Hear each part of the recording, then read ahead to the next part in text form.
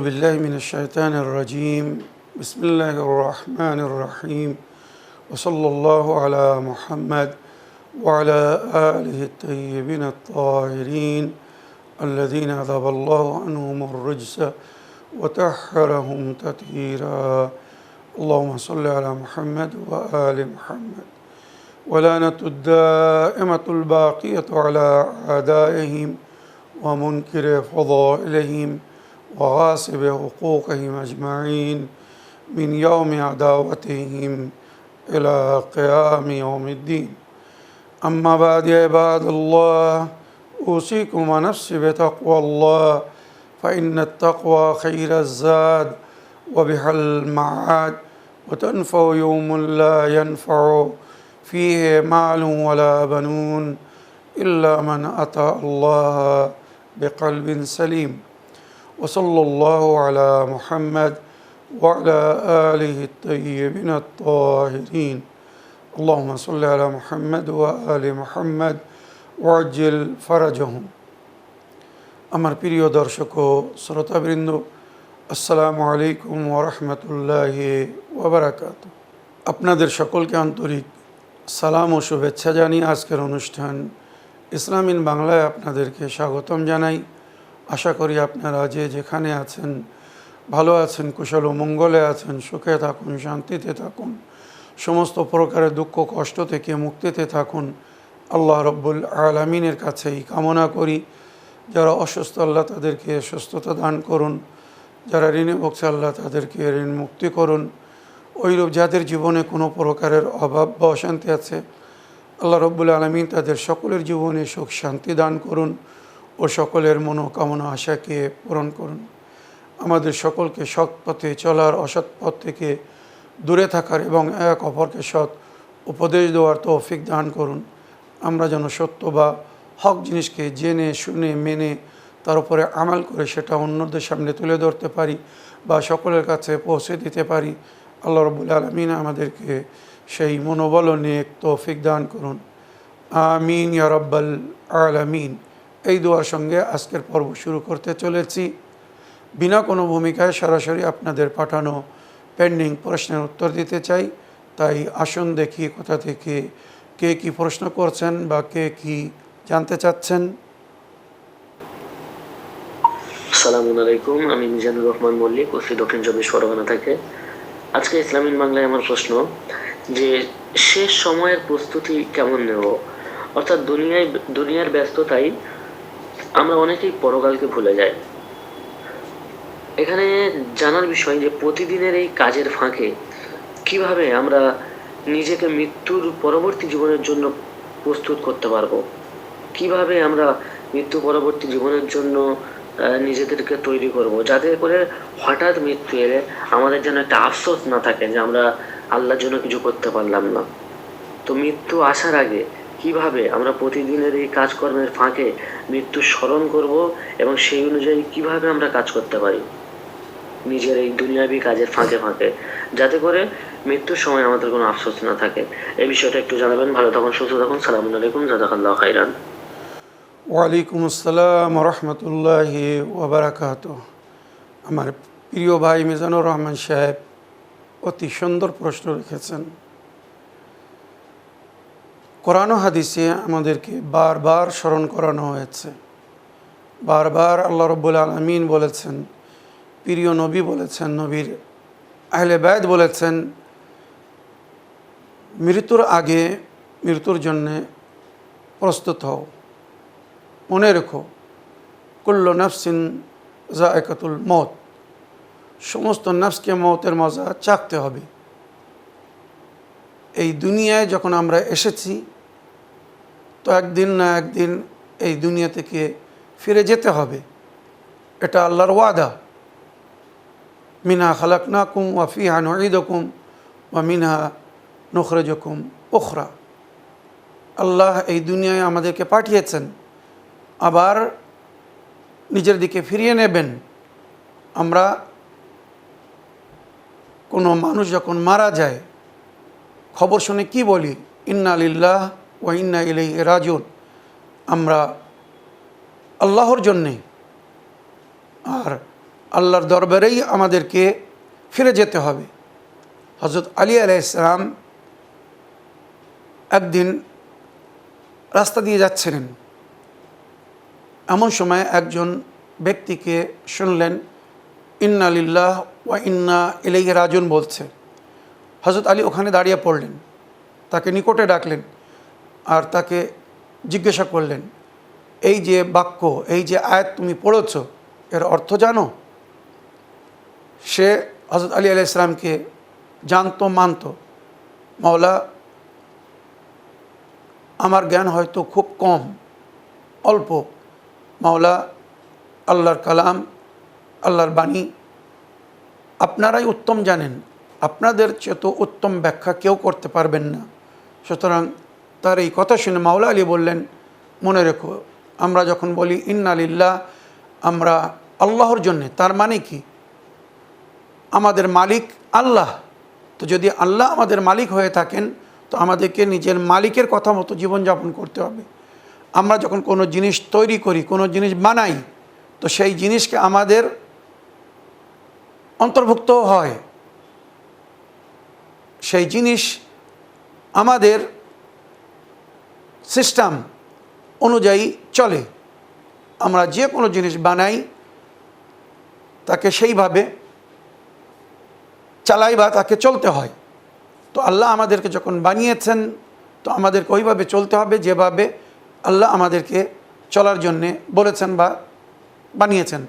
মনে রাখবেন, এটা মূল প্রথম। ইন্না লিল্লাহ মানে আমরা আল্লাহর জন্য, আমাদের মালিক হচ্ছেন আল্লাহ। ওয়া ইন্না ইলাইহি রাজিউন, তার কাছে একদিন ফিরে যেতে হবে। এর অর্থ কি? তো মাওলা বললেন, এর অর্থ মানে আমাদের সকলকে এক না একদিন মরতেই হবে, এই দুনিয়া ছেড়ে যেতেই হবে। তো আল্লাহ রাব্বুল আলামিন যখন আমাদেরকে এই দুনিয়ায় পাঠিয়েছিলেন, আমরা পাক পবিত্র পরিষ্কার ছিলাম, কোনো গুনাহের দাগ ছিল না আমাদের শরীরের ওপরে। তো যখন আমরা ফিরে যাব, ওইভাবে পাক পবিত্র অবস্থায় ফিরে যেতে হবে। যদি আমরা জঘন্য হয়ে যাই, আল্লাহ এটাকে পছন্দ করবেন না। মনে রাখবেন, এখানে অনেক সময় আমাদের আসাতেজা, শিক্ষকরা, বুজুর্গানে দিনরা আমাদেরকে যখন দরসে তাফসির দিতেন, তো এইভাবে বলতেন, কোনো সন্তান, ছেলে বা মেয়ে, বাড়ির বাইরে থেকে যদি ঘরের ভিতরে আসতে চায় আর তার শরীর যদি নোংরা থাকে, ভালো করে বুঝবেন আপনারা, তার গায়ে যদি ধুলো মাটি লেগে থাকে, কাদা লেগে থাকে, হাতে পায়ে কাদা লেগে আছে, সে ঘরের ভেতরে আসতে চাচ্ছে, মাতা পিতা তাকে ওই অবস্থায় দেখে তাকে আসতে দিবেন? এই দুনিয়ায় আমাদের রব মানে পালনহার বলা হয়েছে মাতা পিতাকে। তো কোরআনের মধ্যে যার জিক্র হয়েছে, রব্বের হামুমা কামা রব্বায়ানি সাগীরা, তো মাতা পিতা কাদা পায়, শরীরে যদি কাদা ময়লা লেগে থাকে, ওই অবস্থায় আমাদেরকে ঘরের ভিতরে আসতে দেবেন? কখনো না। কি বলবেন? আগে ধুয়ে পরিষ্কার করে এসো, হাত পা ধুয়ে আসো, তারপরে ভেতরে আসতে দিবেন। ওইরূপ আল্লাহ রাব্বুল আলামিন আমাদের মালিক, আমাদের জন্য উনি যে ঘর তৈরি করে রেখেছেন জান্নাত, তো সেই ঘরে যাওয়ার আগে আমাদেরকে চেক করবেন। যদি আমাদের শরীর জঘন্য নোংরা ময়লা হয়ে থাকে, দুনিয়ার কাদা মাটি না, গুনাহর কাদা মাটি যদি লেগে থাকে, তো আল্লাহ বলবে যাকে ধুয়ে এসো। ধুয়ে এসো মানে কি? তওবা করে পরিষ্কার করে এসো। তো এই দুনিয়ায় যারা বুঝে আগে থেকে তওবা করে নিজের গুনাহকে পরিষ্কার করে যাবে, তারা ঘরের মধ্যে প্রবেশ করতে পারবে, জান্নাতে প্রবেশ করতে পারবে। আর যদি তওবা না করে যায়, ওখানে কিন্তু গুনাহ ধোয়ার কোনো রাস্তা থাকবে না। এবারে কি হয়, যে জিনিস নোংরা হয়, জঘন্য হয়, যদি তার পরিষ্কার করার কোনো লাইন না থাকে, যদি পরিষ্কার করার কোনো উপায় না থাকে, পদ্ধতি না থাকে, তখন সেই নোংরা জিনিসকে ডাস্টবিনে, কাচড়ায় ফেলে দেওয়া হয়। ওইরূপ আল্লাহ রাব্বুল আলামিন যখন আমাদেরকে দেখবেন যে এর পরিষ্কার হওয়ার আর কোনো লাইন নেই, জঘন্য হয়েছে, নোংরা হয়ে এসেছে, তো ওখানকার ডাস্টবিনে আমাদেরকে ফেলে দেবেন। ডাস্টবিন কি জানেন? জাহান্নাম। নোংরা, জঞ্জাল, ময়লা কোথায় ফেলা হয়? ময়লা খোলায়, জঞ্জালের জায়গায়। তো ওখানকার জঞ্জালের জায়গা হচ্ছে জাহান্নাম। তো জাহান্নাম নিক্ষেপ করা হবে। তো মাওলা আলী আলাইহিস সালাম তাকে বললেন, যদি ইন্না লিল্লাহ ওয়া ইন্না ইলাইহি রাজিউন বলো, তো এর অর্থ বুঝে এর উপরে আমাল করো। এটা কিন্তু আমাদের জন্য শিক্ষা। ওই মাওলা আলী আলাইহিস সালাম বলছেন আপনার প্রশ্নের উত্তরে এটা কিন্তু পারফেক্ট। এ মাল্লে দুনিয়া কান্না কাতা আইশো আবাদা ও আমাল্লে আখেরাতা কান্না কাতা মতো গাদান। যারা দুনিয়ার কাজে ব্যস্ত বা মগ্ন হওয়ার কারণে আখেরাতকে ভুলিয়ে দেয়, মাওলা তাদের জন্য বলছেন এ মাল্লে দুনিয়া কান্না কাতা আইশো আবাদা। দুনিয়ার জন্য যখন কাজ করবে তো এইভাবে কাজ করো যে তুমি সারা জীবন এখানেই থাকবে, তোমার মৃত্যু আসবে না, মৃত্যু হবে না, তুমি মরবে না, তোমাকে এখান থেকে কোথাও যেতে হবে না। এটা কি সম্ভব? কখনো না। কোরআন রাত পড়ে আমি শুনিয়েছি আপনাদেরকে। তো মাওলা বলছেন এ মাল্লে দুনিয়া কান্না কথা ইসো আবাদা, দুনিয়ার জন্য এইভাবে কাজ করো যে সবসময় সর্বদা এখানে থাকবে। ও আমাল্লে আখেরাতা কান্না কথা মতো গাদা। এখানে আপনার প্রশ্নের উত্তর, যখন আখেরাতের জন্য কাজ করবে তো এইভাবে কাজ করবে যে কাল তুমি থাকবে না, কাল তোমার জীবনের শেষ দিন, আজকের দিনটা তোমার কাছে সুযোগ। তো যদি কেউ বুঝতে পারে, কেউ যদি জানতে পারে আগামীকাল সে থাকবে না, আজকের দিন তার জীবনের শেষ দিন, সুযোগ, সে কী করবে? নিজেকে পরিষ্কার করবে, ক্লিয়ার করবে। কারোর যদি ঋণী হয়ে থাকে, কারোর হক যদি তার কাছে থেকে থাকে সেগুলো শোধ করে দেবে, গুনাহ যদি করে থাকে তওবা করবে, সব কিছু ক্লিয়ার করার চেষ্টা করবে। কিন্তু দুঃখের বিষয় আমাদের মধ্যে অধিকরা এইভাবে যে অন্যরা মরবে কালকে, আমি মরব না, আমি তো কালকে অবশ্যই বেঁচে থাকবো, এই জন্য সে আজকে তওবা করে না, পাপের প্রায়শ্চিত করে না, ভুল স্বীকার করে না, বা অন্যদের হক অধিকার আমানত যেটা তার দায়িত্বে আছে সেটা ফিরিয়ে দেওয়ার চেষ্টা করে না। একবার ভাবে না যে হয়তো আমি আগামীকাল নাও থাকতে পারি, কিন্তু তার মনে একটা বিশ্বাস, একটা মনোবল রেখে আছে, না সারা দুনিয়াও মরে যাবে, আমি মরব না। এই জন্য মানুষ তওবা করছে না, নেকিতে দ্রুত দেখাচ্ছে না, জলদি করছে না। তো মাওলা আলী আলাইহিস বলছেন যখন আখিরাতের জন্য কাজ করবে তো এই ভেবে যে আজ তোমার জীবনের শেষ দিন, প্রতিদিনকে নিজের জীবনের শেষ দিন মনে করো। কেননা মাওলা আলী আলাইহিস সালামকে যখন এক সাহাবী জিজ্ঞাসা করেছিল মাওলা নেকি করার সবচেয়ে উত্তম দিন বা সময় কোন দিন বা কোন সময়, মাওলা আলী আলাইহিস সালাম বললেন মরার একদিন আগে। তার বিবেক বুদ্ধি হিসেবে তাকে বললেন মাওলা মরার একদিন আগে নেকি করার সবচেয়ে উত্তম দিন বা উত্তম সময় হচ্ছে মরার একদিন আগে। তখন সে বলছে মাওলা আমি কি জানি আমি কবে মরবো? তখন মাওলা বললেন যখন জানো না যে তুমি কবে মরবে, কালকেও মরতে পারো, তো আজকের দিনকে নিজের জীবনের শেষ দিন মনে করে নেকি করো, ভালো কাজ করো, ভুল হয়ে থাকে তো তওবা করো, কারোর হক যদি খেয়ে থাকো তো তাকে হক ফিরিয়ে দাও, কারোর গীবত করে থাকো, কাউকে কষ্ট দিয়ে থাকো তার কাছে ক্ষমা চেয়ে নাও, নিজেকে পরিষ্কার করে নাও, কালকে হয়তো আর সুযোগ পাবে না।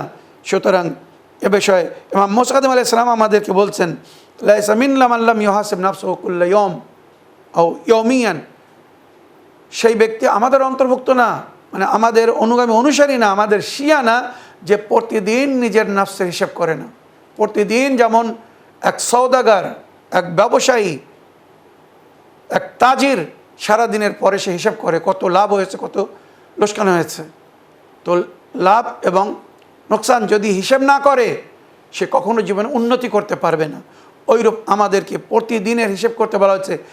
সন্ধ্যার পরে রাতের সময় শোয়ার আগে কাগজ কলম নাও, খাতা কলম নাও, একদিকে নিজের নেকি লেখো, একদিকে বদি বুড়াই লেখো, আজকে কত নেক কাজ করেছো আর কত কাজ যদি কোনো অন্যায় ভুল করে থাকো সেগুলো লেখো। এবারে দেখো নেকি বেশি না বুড়াই বেশি। এখানে হাদিস বলছে ইন ওয়াজাদতা খাইরান ফাশকুরিল্লাহ ওয়া ইন ওয়াজাদতা শাররান আও সাইয়্যান ফাস্তাগফিরুল্লাহ।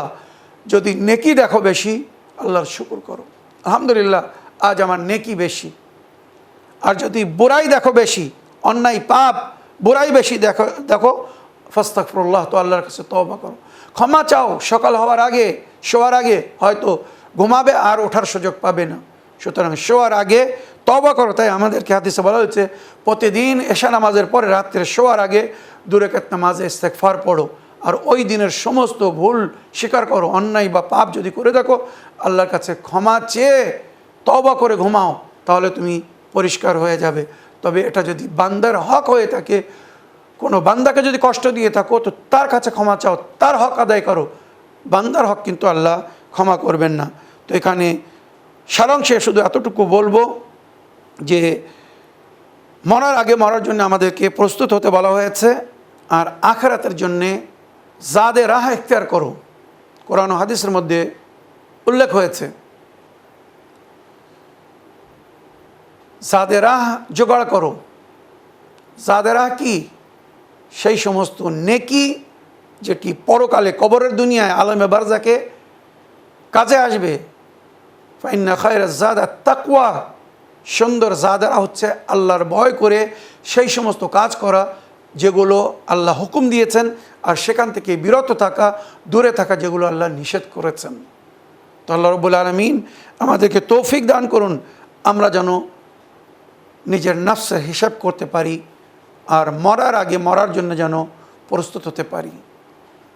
যদি আমি প্রতিদিন হিসেব করি, আমার প্রতিদিনের নেকির খাতায় যদি আমি বৃদ্ধি দেখি, তো আমি নিজে এখান থেকে জানতে পারবো আমার ঠিকানা কি হবে, আমার গন্তব্য কি। আর যদি আমার তৈরি করার তালি বা সূচিকা আমাকে দেখিয়ে দেয় আমার পাপ বেশি, গুনাহ বেশি, আর যদি আমি তওবা না করি, ক্ষমা না চাই, তো আমার অন্তর আমাকে বলে দেবে কাল হঠাৎ যদি তুমি না থাকো তো তোমার ঠিকানা কি হবে। আমার প্রিয় ভাই, আশা করি এই যে কথাগুলো বললাম আপনার বা আপনার মতো আমার সমস্ত দর্শকবৃন্দদের জন্য, আমাদের সকলের জন্য সুন্দর একটি উদাহরণ। আশা করি এর উপরে আমরা আমাল করার চেষ্টা করব। নিঃশ্বাসের বিশ্বাস নেই, ভিতরে যাচ্ছে যদি বাইরে না আসে, বাইরে যাচ্ছে যদি ভিতরে না যায়, শেষ কাহিনী। সুতরাং সবসময় আল্লাহর বান্দাকে নিজের পরকালের সম্পর্কে, আখিরাতের সম্পর্কে চিন্তা করতে হবে। এই দুনিয়া সামান্য কয়েক দিন, কয়েক মাস, কয়েক বছরের হতে পারে। আজ 100 বছরের বেশি এই দুনিয়ায় বেঁচে থাকা খুব কঠিন। শতকরায় মনে হয় দুজনাও 100 বছরের বেশি আয়ু পায় না। আর এরপরের যে আয়ু হবে, এরপরে যে জীবন হবে, তার কোনো এন্ড নেই, এন্ডলেস, তার কোনো সমাপ্ত নেই। তাহলে ভেবে দেখুন, এই সামান্য জীবনের জন্যে 20, 25, 50, 100 বছরের জীবনের জন্য যদি আমরা এত পরিশ্রম করছি সুখে শান্তিতে থাকার জন্যে, তো চিরস্থায়ী জীবনের জন্য আমাদেরকে কিভাবে প্রস্তুত হতে হবে, কিভাবে সেখানকার জন্যে প্রয়োজনীয় জিনিস জমা করতে হবে। আশা করি আপনারা সবাই এর থেকে লাভবান হয়েছেন। আগের প্রশ্ন নিই, দেখি কোথা থেকে কে কি জানতে চাচ্ছেন বা কে কি বলতে চাচ্ছেন। আসসালামু আলাইকুম, আমি নদিয়া জেলা থেকে রিজিয়া বিবি বলছি। হুজুর, আমার একটা প্রশ্ন ছিল। প্রশ্নটা হলো, দাজ্জাল এই দুনিয়ায় কবে আসবে, আর দাজ্জাল এই দুনিয়ায় এসে কি কি করবে, আর দাজ্জাল কে হত্যা করবে, এই বিষয়ে একটু আলোচনা করবেন। আপনি ভালো থাকবেন, সুস্থ থাকবেন, খোদা হাফেজ। ওয়ালাইকুম আসসালাম ওয়া রাহমাতুল্লাহি ওয়া বারাকাতুহু। আমার প্রিয় বোন, ইসলামিক আকায়েদ বা বিশ্বাস হিসেবে দাজ্জাল এমন একজন ফিতনা পরওয়ার, যে ফিতনা ও ফাসাদ সৃষ্টি করবে এই দুনিয়ায়, এবং মিথ্যাবাদী। সে পরিপূর্ণভাবে মিথ্যা কথা বলবে, কিন্তু নিজের মিথ্যাকে এত সুন্দর সাজিয়ে বলবে যে তার মিথ্যা সত্য মনে হবে। ওই জন্যে আমাদের মাঝখানে অনেকেই আছে, তার মিথ্যা কথা বলার কারণে অনেকেই তাকে দাজ্জাল বলে ডাকে। এ দাজ্জাল, এর কথা শোনো না, এ শুধু স্বপ্ন দেখায়, বাস্তব না। তো ওইরূপ কিয়ামতের আগে একজন ব্যক্তি প্রকাশ করবে যে মানুষকে ধোঁকা দিবে। দাজ্জাল শব্দের অর্থ হচ্ছে ধোঁকাবাজ, ফরেব দেনেওয়ালা, ধোঁকা দেনেওয়ালা। আর বাতিলের মাধ্যমে হককে লুকিয়ে দেবে, ঢেকে দেবে, এর নাম হচ্ছে দাজ্জাল। আর এর মাধ্যমে আল্লাহ নিজের বান্দাদের পরীক্ষা নিবে। রওয়ায়াত হিসেবে যেটা বলা হয়, এর যদি আমি বিস্তারিত আলোচনা করি অনেক সময়ের প্রয়োজন। যদিও এর আগে আমি দাজ্জালের পুরো ঘটনা শুনিয়েছি। বর্তমানে দাজ্জাল বলতে কি, এই যে ইন্টারনেট সিস্টেম, অনেক মুফাসসিরিনরা লিখেছেন এই হচ্ছে দাজ্জাল, যে জালে এখন সবাই ফেসে গেছে। শেষ যুগে দাজ্জালের জালে সবাই ফেসে যাবে। এই ইন্টারনেটকে আরবিতে শাবাকা বলা হয়। আর জাল মানে শাবাকা, বা জাল, শাবাকা মানে জাল, যে জালে শয়তান সবাইকে ফাঁসবে। এই শয়তান, এই দাজ্জাল সবাইকে ওই জালে ধরবে। তো সুতরাং এখানে বলা হচ্ছে এই যে বর্তমান ইন্টারনেট সিস্টেম, এটা কিন্তু সেই দাজ্জালের জাল, যার মধ্যে প্রায় সবাই ফেসে গেছে। দাজ্জালের এক হাতে জান্নাতের মতো একটি জিনিস হবে, আর অন্য আর এক হাতে নরকের মতো একটি জিনিস হবে। এগুলো কিন্তু উদাহরণ দিয়ে বোঝানো হয়েছে। দাজ্জালের কথা, ওই শয়তানের কথা যে শুনবে, দাজ্জাল বলবে আমি তোমাকে এই স্বর্গে স্থান দেবো, আর যে আমার কথা না শুনবে সে এই নরকে স্থান পাবে। রবায়াত এটাও বলেছে, আল্লাহ রসুলের কথা, ওই দাজ্জালের জান্নাতে যে যাবে, মানে দাজ্জালের ফারেব বা ধোকার মধ্যে যে পড়ে দাজ্জালের কথা শুনবে, সে আল্লাহর নরকে যাবে, জাহান্নামে যাবে। আর দাজ্জালের কথা যদি না শোনার কারণে দাজ্জালের নরকে কেউ যায়, কষ্ট সহন করে, তো সে পরকালে আল্লাহর জান্নাতে যাবে। এটাও একটা কথা মনে রাখবেন। এবারে এই দাজ্জালের সম্পর্কে বলেছে এটা কিয়ামতের খুব নিকটতম সময়।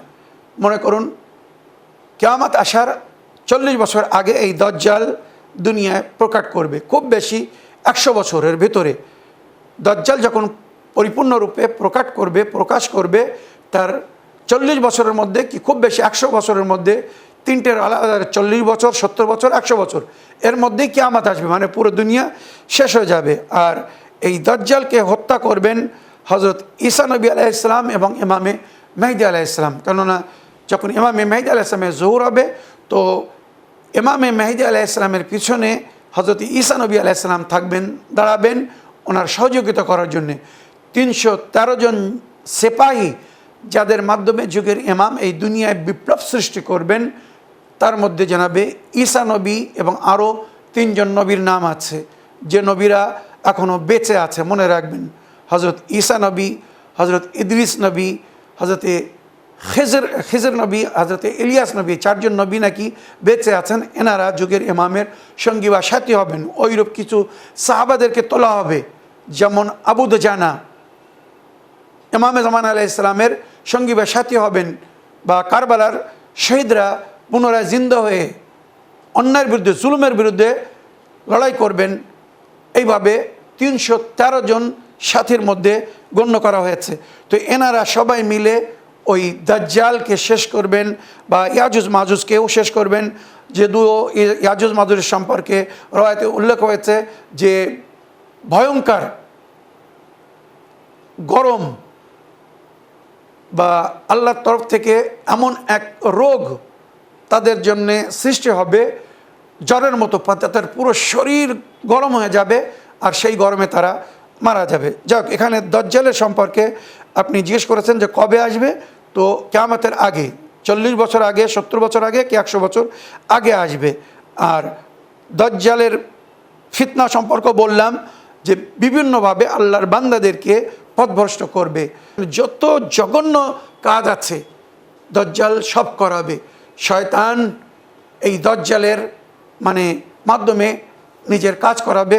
সুতরাং এরপরে ইমামে মেহদী আলাইহিস সালামের যখন জোহর হবে, ইমামে মেহদী আলাইহিস সালামের হাতে বা ওনার সঙ্গী সাথীদের হাতে এই দাজ্জাল মারা যাবে। আশা করি আপনার প্রশ্নের আপনি উত্তর পেয়েছেন। আগের আরেকটা প্রশ্ন নেই, দেখি কোথা থেকে কে কি জানতে চাচ্ছেন বা কে কি বলতে চাচ্ছেন। আসসালামু আলাইকুম, আমি মিজানুর রহমান মল্লিক, ওসি দক্ষিণ 24 পরগনা থেকে। আজকে ইসলামিক বাংলায় আমি একটা আয়াতের অর্থ এবং তার ব্যাখ্যা জানতে চাই। আয়াতটা হলো সূরা ইসরার 84 নম্বর আয়াত। এখানে আল্লাহ সুবহানাহু ওয়া তাআলা কি বলছেন এবং এর যে তরজমা বা ব্যাখ্যা আছে, সেটা থেকে আমাদের জন্য কি মেসেজ আল্লাহ সুবহানাহু ওয়া তাআলা দিয়েছেন সেটা একটু ব্যাখ্যা করবেন। ভালো থাকুন, সুস্থ থাকুন। আসসালামু আলাইকুম, জাযাকাল্লাহু খাইরান। ওয়ালাইকুম আসসালাম রহমতুল্লাহি ওয়া বারাকাতুহু। আমার প্রিয় ভাই, খুব সুন্দর একটি আয়াতের ব্যাখ্যা জানতে চেয়েছেন। আপনার এই ভয়েসমেল বা অডিও রেকর্ডিং পাঠানোর জন্য আপনাকে ধন্যবাদ জানাই। আপনি সূরায়ে ইসরা বনি ইসরাইল 17 নম্বর সূরা আয়াত নম্বর 84 অনুবাদ বা ব্যাখ্যা জানতে চেয়েছেন। উক্ত আয়াতে আল্লাহ রাব্বুল আলামিনের ইরশাদ হচ্ছে, কুল কুল্লুন ইয়ামালু আলা শাকিলাতিহি ফা রাব্বুকুম আ'লামু বিমান হুয়া আহদা সাবিলা। এর অর্থ হচ্ছে, আমার প্রিয় নবী বলে দিন, সবাই যা সেই নিজের মতো কাজ করছে, কিন্তু তোমাদের প্রতিপালক জানেন যে কে হেদায়েতের উপরে, সৎ পথের উপরে চলছে আর কে সঠিক কাজ করছে। এই আয়াতের যদি আমি কয়েক ঘন্টা ব্যাখ্যা করি তাও হয়তো আমার বয়ান শেষ হবে না। অল্প সময়ের মধ্যে আমি শুধু এর সারাংশ বলতে চাই, বাস্তব নিয়ে একটি কথা বলতে চাই। আমার প্রিয় ভাই মিজানুর রহমান সাহেব, আমি অন্য ধর্মের, অন্য মযহাবের কথা বলছি না।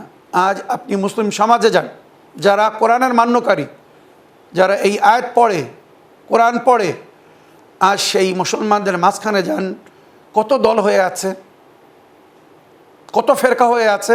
আমি এখানে যদি ফেরকার নাম নেই তার জন্য অনেক সময় লাগবে। আমি বিনা ফেরকার নাম নিয়ে আমি শুধু এতটুকু বলছি, আপনি একটা একটা ফেরকার মানুষের কাছে যান, মোল্লা মৌলবীদের কাছে যান, আর বলুন আপনারা যেটা করছেন এটা সঠিক না ওই ফেরকার লোক যেটা করছে ওটা সঠিক, বা অমুক ফেরকার লোক যেটা করছে ওটা সঠিক, বা তমুক ফেরকার লোক যেটা করছে ওটা সঠিক।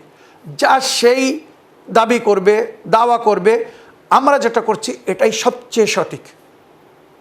এটাই কিন্তু এখানে এই আয়াতে আল্লাহ রাব্বুল আলামিন বলছেন, সবাই যা সেই নিজের মতন কাজ করছে আর নিজেকেই সবচেয়ে সত্য এবং সঠিক বলছে না। ফারাব্বুকুম আ'লামু বিমান হুয়া আহদা সাবিলা, তোমাদের মধ্যে কে সবচেয়ে সঠিক পথের উপরে চলছে এ আল্লাহই জানে।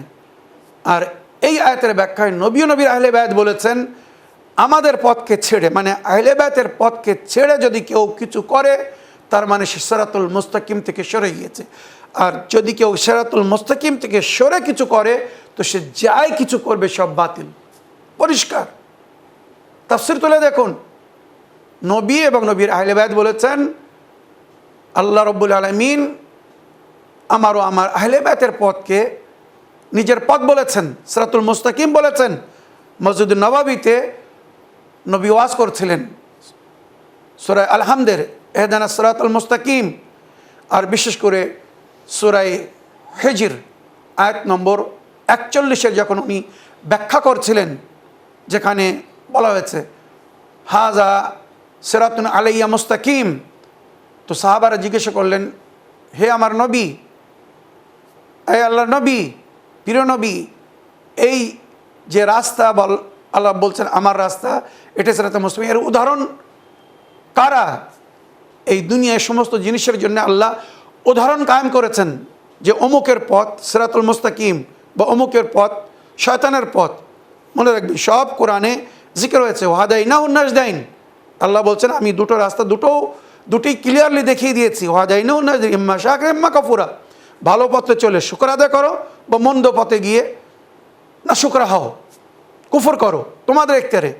তো এই যে সূরা আল-হামদের মধ্যে ইহদিনাস সিরাতাল মুস্তাকিম আমরা যে দোয়া করি, বা হাযা সিরাতুন আলাইয়া মুস্তাকিম, এটা কার পথ? তখন নবী নাম নেননি, উনি বললেন তোমরা দরজার দিকে তাকিয়ে থাকো, যে ব্যক্তি প্রথম এই দরজা দিয়ে প্রবেশ করবে মনে রেখো ওই ব্যক্তির পথ সিরাতুল মুস্তাকিম। সিরাতুল মুস্তাকিমের জন্য উনি হচ্ছেন উদাহরণ। এমন সময় সাহাবারা দরজার দিকে দেখা শুরু করেছে, ওখান থেকে মাওলা আলী প্রবেশ করছিলেন। ঘটনা আমি অনেকবার শুনিয়েছি বিস্তারিতভাবে। সারাংশ এটা, মাওলা আলীকে দেখে বললেন নবী, হাদা সিরাতুল মুস্তাকিম।